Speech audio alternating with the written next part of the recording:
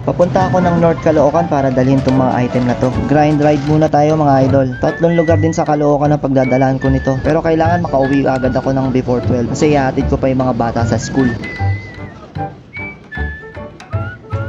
Dumaan muna ako dito sa furniture shop para i-follow up yung upuan na pinagawa ko. Tropa rin ang may-ari nito, JMR Furnitures.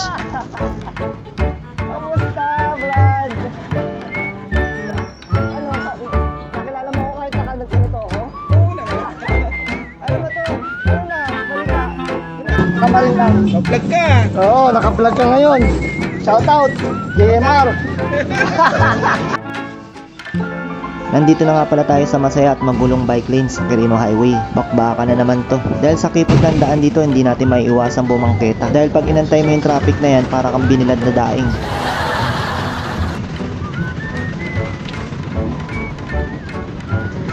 Hindi rin tayo makakapag-stay lagi dito sa bike lane dahil may mga nakaharang gaya ng bus na to. Pag nag-antay ka sa likod niyan, para kang pinausukang manok.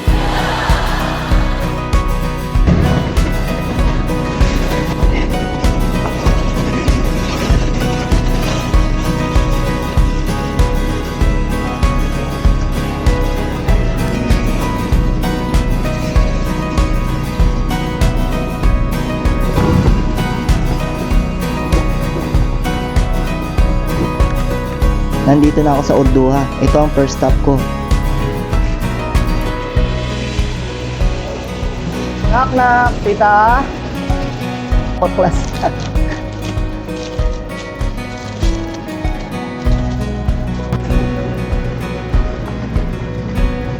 One down, two to go.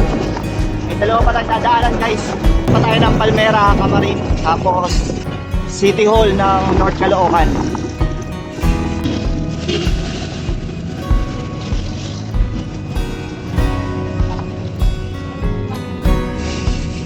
Nandito na ako sa Palmera Springs. Maraming masayang alaala dito dahil dito ako tumira dati. Etong blue gate na to, ito yung inupahan namin dati.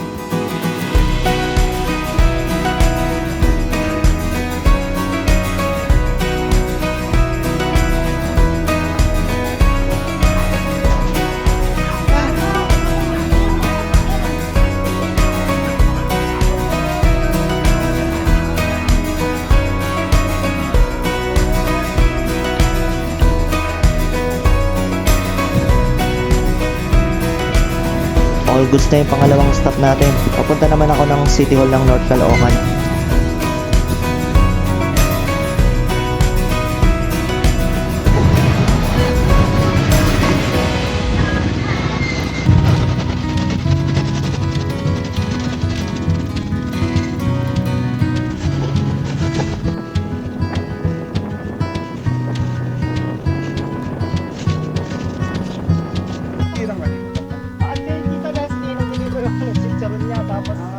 Nandito na ako sa City Hall.